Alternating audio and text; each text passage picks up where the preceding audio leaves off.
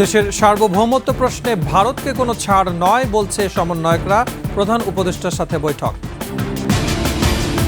ভারতীয় হাইকমিশনার প্রণয় ভার্মাকে তলব। আগ্রাসনের প্রতিবাদে দেশ জুড়ে বিক্ষোভ। 21শে দখল করে বুলবুল নিশোর লুটপাটের মৎস্য বস্তা পচা নাটক অনুষ্ঠানের নামে চলত কমিশন বাণিজ্য।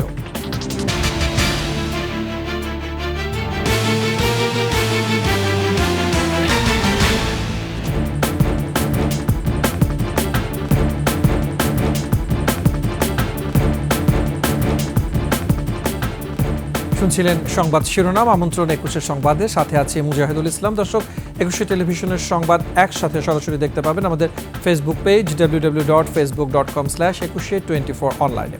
এছাড়া সাবস্ক্রাইব করতে পারেন www.youtube.com/21etv চ্যানেলে।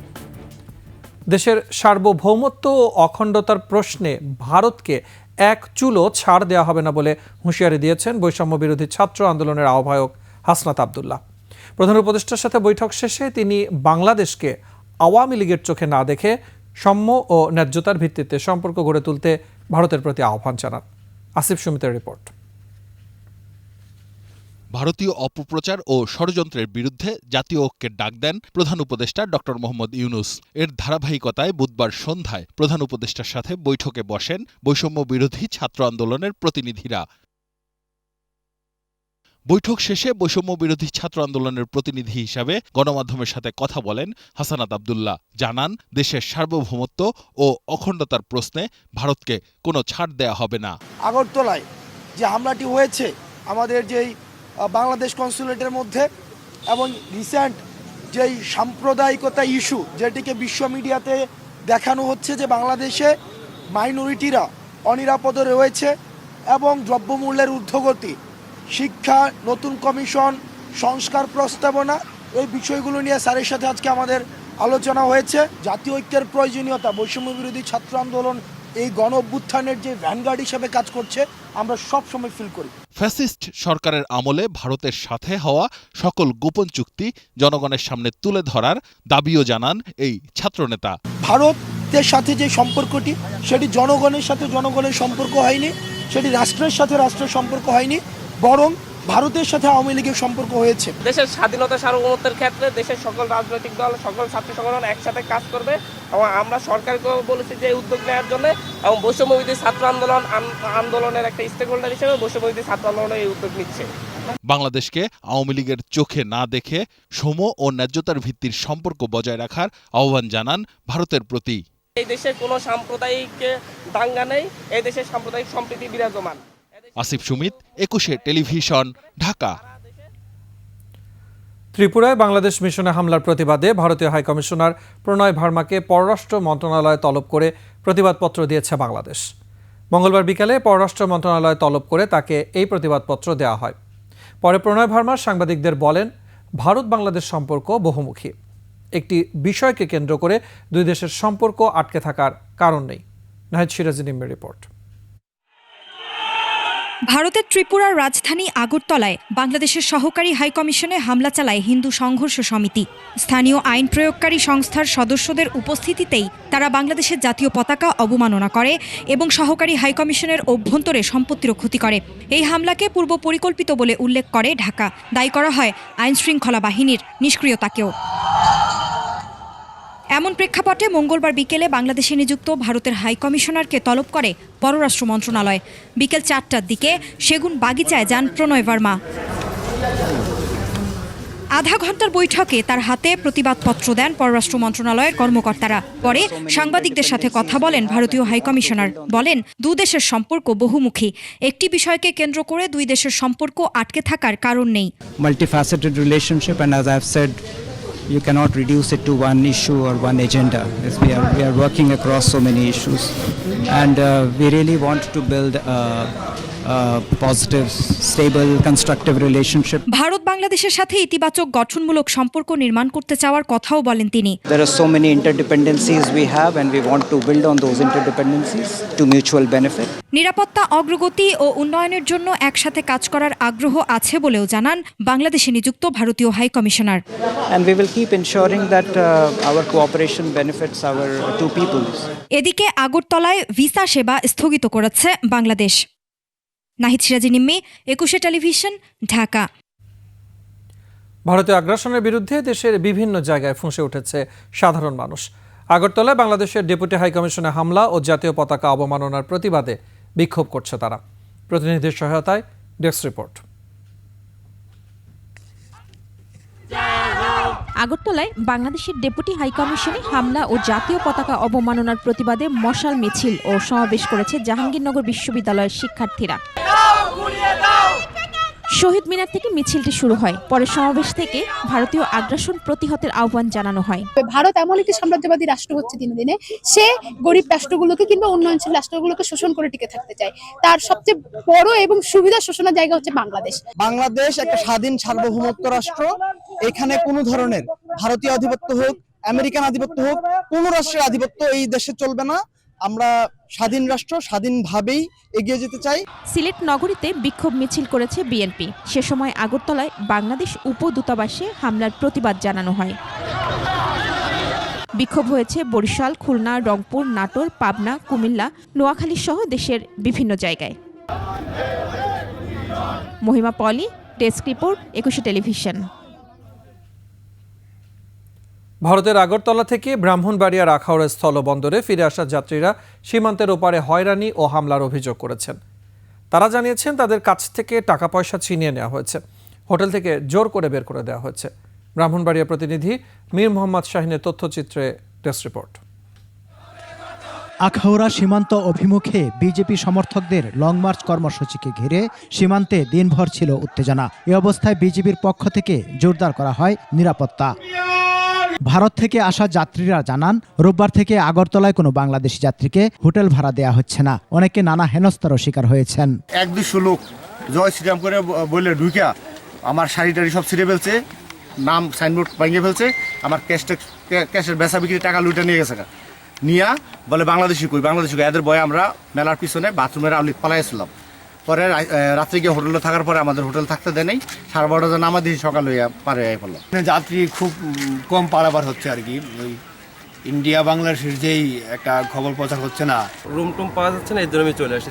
যদি থাকে, যদি রুম টুম না পাওয়া যায়। গুরুত্বপূর্ণ এই বন্দর দিয়ে পণ্য রপ্তানি স্বাভাবিক থাকলেও মঙ্গলবার যাত্রী পারাপার অর্ধেকে নেমে আসে।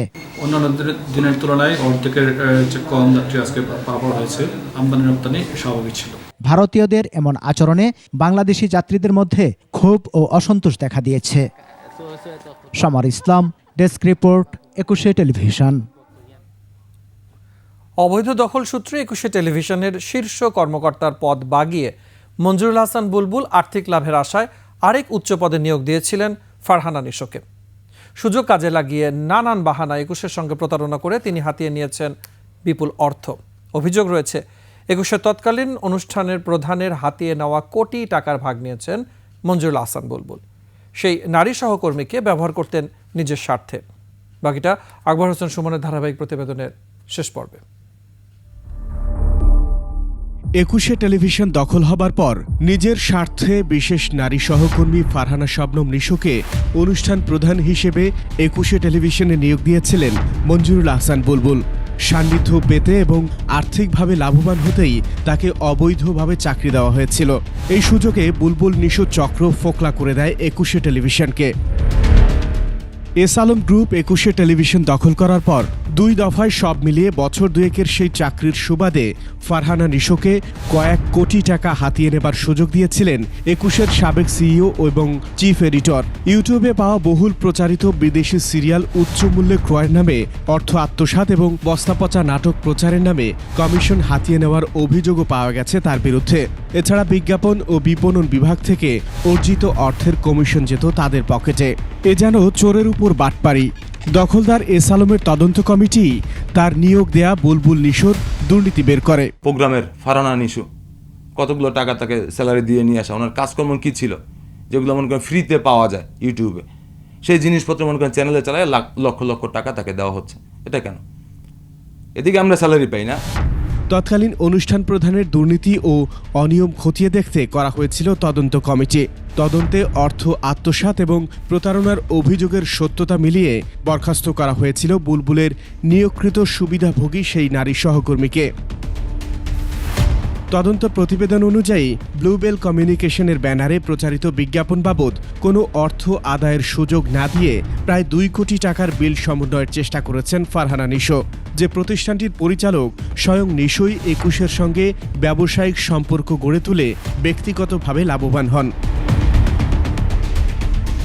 2016 সালের ঈদ উল ফিতরের অনুষ্ঠানমালায় খরচের গড়মিল জালিয়াতি ও অর্থ আত্মসাতের অভিযোগও দাখিল করা হয়েছে প্রতিবেদনে, যেখানে অনুষ্ঠান বাবদ 30 লাখ টাকার হিসাব প্রদানে ব্যর্থ হয়েছেন নিশো। আসলে নিঃস্ব সম্পর্কে না বললে নয়, সেটা হচ্ছে 21 টেলিভিশনের জন্য নির্মিত সাকিব ভার্সেস সাকিব অনুষ্ঠানটি নিজের ইউটিউব চ্যানেলে প্রচারের মাধ্যমেও আয় করেছেন বিপুল অর্থ। 2016 সালের ফেব্রুয়ারিতে গ্লোব সফট ড্রিঙ্কসের বিজ্ঞাপন ব্লুবেলের নামে প্রচারিত হয়, আর এই সুযোগে 15% হারে কমিশন যায় নিশোর পকেটে। প্রায় 2,25,00,000 টাকার বিজ্ঞাপন বিল থেকে অন্তত 30,70,000 টাকা মুনাফা নেওয়ার অভিযোগ রয়েছে ফারহানা নিশোর বিরুদ্ধে, যদিও এটিকে ইন্ডাস্ট্রি প্র্যাকটিস ও তার নিজের অধিকার বলে দাবি করেছিলেন নিশো।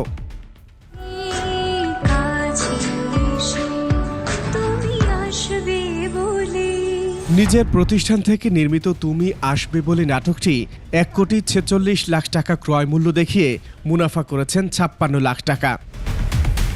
2016 সালের ঈদ উল ফিতরের অনুষ্ঠানমালার জন্য প্রায় 2 কোটি টাকা বাজেট করে অগ্রিম উত্তোলনের 60,33,000 টাকার ভাউচারেও গড়মিল করেছেন তৎকালীন অনুষ্ঠান প্রধান। ঈদের আনন্দ কখনোই আসলে ফিকে হয় না, কমে যায় না। আমরা চাই এই বাজারে প্রচলিত দরের চেয়ে চড়া দামে নাটক, টেলিফিল্ম ও বাংলা চলচ্চিত্র কিনে আর্থিক ক্ষতির মুখে ফেলেছেন 21 টেলিভিশনকে।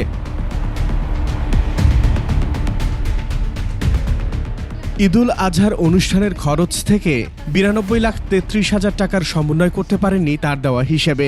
ভালোবাসার দুজন, ভালো লাগার দুজন মানুষ আমাদের সাথে আছেন। ঈদের সপ্তাহ জুড়ে প্রচারের লক্ষ্যে 42 লাখ টাকায় কিনেছিলেন 7টি পুরনো বাংলা সিনেমা। প্রতিটি সিনেমার জন্য 6 লাখ টাকা খরচ দেখানো হয়েছে, যার প্রতিটির বাজার মূল্য 50,000 টাকা হিসেবে আসে মাত্র 3.5 লাখ টাকা। এসব বিষয়ে কথা বলতে নিশোর মগবাজারের বাসায় গেলে জানা যায় কয়েক বছর আগেই এখানকার ফ্ল্যাট বিক্রি করে চলে গেছেন গুলশানে। ফারহানা নিশু প্রায় 15 বছর এখানে পরিবার সহ ছিল, বুঝছেন। তারপরে 6-7 বছর ওনারা চলে গেছে ফ্ল্যাট বিক্রি করে। গুলশানের এই ভাড়া বাড়িতেও পাওয়া যায়নি তাকে। ফারহানা নিশু আপু উনি 5-6 বছর ছিলেন আমাদের এখানে, এরপরে উনি গুলশানে অন্য কোথাও চলে গেছে আর কি। টেলিফোনে পাওয়া গেলেও কথা বলতে অসম্মতি জানান তিনি। অভিযোগ, নিশোকে নিয়ে 21-এর অর্থ লুটপাট করতে একটি চক্র গড়ে তুলেছিলেন মঞ্জুরুল হাসান বুলবুল। তাই নিশোর দুর্নীতির বৈধতা দিতে প্রতিটি অনিয়ম, হিসেবের গড়মিল এবং প্রতারণার অনুমোদন দিয়েছিলেন 21-এর সাবেক এই সিইও, যার মাধ্যমে আত্মসাৎকৃত অর্থের কমিশন লুটে নিয়েছেন বুলবুল। আমি কোনো প্রোগ্রাম পারচেজ করিনি তখন। আকবর হোসেন সুমন, 21 টেলিভিশন, ঢাকা। সংবাদের সময় হচ্ছে একটা বিরতি, ফিরে আসার পরে অন্যান্য খবরের সাথে আরও যা থাকছে। হঠাৎ করে দক্ষিণ কোরিয়ায় সামরিক আইন জারি, রাজনৈতিক কর্মকাণ্ড নিষিদ্ধ ঘোষণা।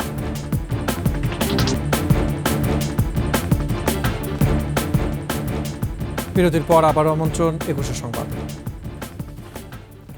সাবেক প্রধানমন্ত্রী ও বিএনপি চেয়ারপারসন খালেদা জিয়ার সঙ্গে সাক্ষাৎ করেছেন পাকিস্তানের হাইকমিশনার সৈয়দ মারুফ আহমেদ। রাতে গুলশানে বিএনপি চেয়ারপারসনের বাসভবন ফিরোজায় যান বাংলাদেশে নিযুক্ত পাকিস্তানের হাইকমিশনার। পরে দলের স্থায়ী কমিটির সদস্য অধ্যাপক ডাক্তার AJM জাহিদ হোসেন বলেন, বৈঠকে দ্বিপাক্ষিক স্বার্থ সংশ্লিষ্ট সহ সম্পর্ক উন্নয়নের বিষয়ে আলোচনা হয়েছে।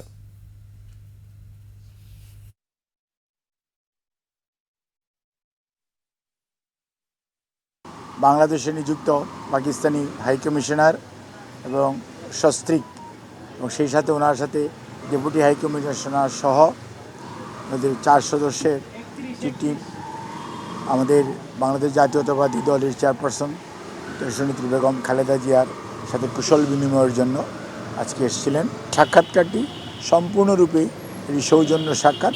তারা ভবিষ্যতে খুবই আশাবাদী যে বাংলাদেশের সাথে তাদের দ্বিপাক্ষিক সম্পর্ক আরও ধীরে ধীরে আরও ব্যাপকতা লাভ করবে। রাষ্ট্র সংস্কারে ৩১ দফা ঘরে ঘরে পৌঁছে দেওয়ার আহ্বান জানিয়েছেন বিএনপির ভারপ্রাপ্ত চেয়ারম্যান তারেক রহমান। ছাত্রদল আয়োজিত কর্মশালায় যুক্ত হয়ে তিনি কথা বলেন।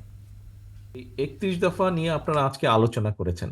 ৩১ দফা আমার বিশ্বাস আজকে যে এখানে আপনারা শিখলেন, জানলেন ৩১ দফা নিয়ে, এটি আপনারা ঘরের ভিতরে আবদ্ধ রাখবেন না, এটি আপনারা বাংলাদেশের মানুষের পথে প্রান্তে দাঁড়ে দাঁড়িয়ে আপনারা পৌঁছে দিতে সক্ষম হবেন।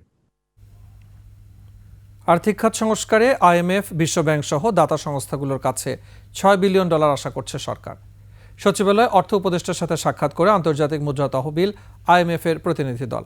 পরে ডক্টর সালেউদ্দিন আহমেদ সাংবাদিকদের জানান, IMF $4.7 বিলিয়ন দেওয়ার যে প্রতিশ্রুতি দিয়েছে তা চতুর্থ কিস্তি আগামী মার্চের মধ্যে আসবে।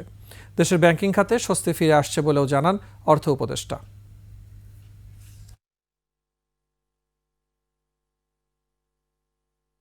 আমরা অনেক কিছু রিফর্ম করতে চাই ব্যাংকিং সেক্টরে, রেভিনিউ সেক্টরে, তবে এইগুলির জন্য ফান্ড লাগবে, তো বাইরের ফান্ড, এবং আমাদের ট্রেড ডেফিসিট যদি হয়, কারেন্ট অ্যাকাউন্ট ব্যালেন্স অবশ্যই ঠিক আছে, সেগুলো জন্য ফান্ড লাগবে। এগুলো আমরা চাইবো, ওয়ার্ল্ড ব্যাংক অলরেডি চেয়েছি। আমরা এক্সপেক্ট করছি সর্বসকলে যেন ওয়াশিংটন ডিসিতে কথা বলে আসি, আবার $6 বিলিয়ন আমরা এক্সট্রা এক্সপেক্ট করছি। বাংলাদেশের সন্ত্রাসী হামলার ঝুঁকি নিয়ে সতর্ক করেছে যুক্তরাজ্য। ঢাকা যুক্তরাজ্যের হাইকমিশন তার দেশের নাগরিকদের বাংলাদেশে ভ্রমণ বিষয়ক হালনাগাদ করা বার্তায় এই সতর্কতার কথা জানিয়েছে। সেখানে বলা হয়েছে, নির্বিচারে সন্ত্রাসী হামলা চালানো হতে পারে। জনাকীর্ণ এলাকা, ধর্মীয় স্থাপনা ও রাজনৈতিক সভা-সমাবেশ সহ বিভিন্ন জায়গায় এই হামলা হতে পারে। কিছু গোষ্ঠী এমন ব্যক্তিদের টার্গেট করেছে যাদের ইসলাম পরিপন্থী জীবনাচরণ ও মতামত রয়েছে বলে তারা মনে করে।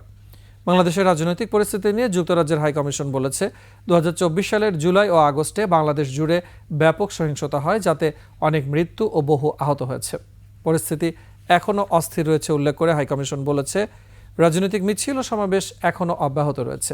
এগুলো দ্রুত সহিংস হয়ে উঠতে পারে, যা আইনশৃঙ্খলা রক্ষাকারী বাহিনীর সঙ্গে সংঘর্ষে রূপ নিতে পারে।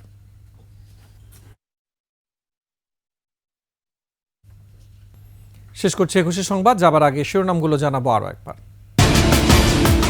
দেশের সার্বভৌমত্ব প্রশ্নে ভারতকে কোনো ছাড় নয় বলছে সমন্বয়করা, প্রধান উপদেষ্টার সাথে বৈঠক। ভারতীয় হাইকমিশনার প্রণয় ভার্মাকে তলব, আগ্রাসনের প্রতিবাদে দেশ জুড়ে বিক্ষোভ। 21শে দখল করে বুলবুল নিশোর লুটপাটের মৎসব, বস্তাপচা নাটক অনুষ্ঠানের নামে চলত কমিশন বাণিজ্য।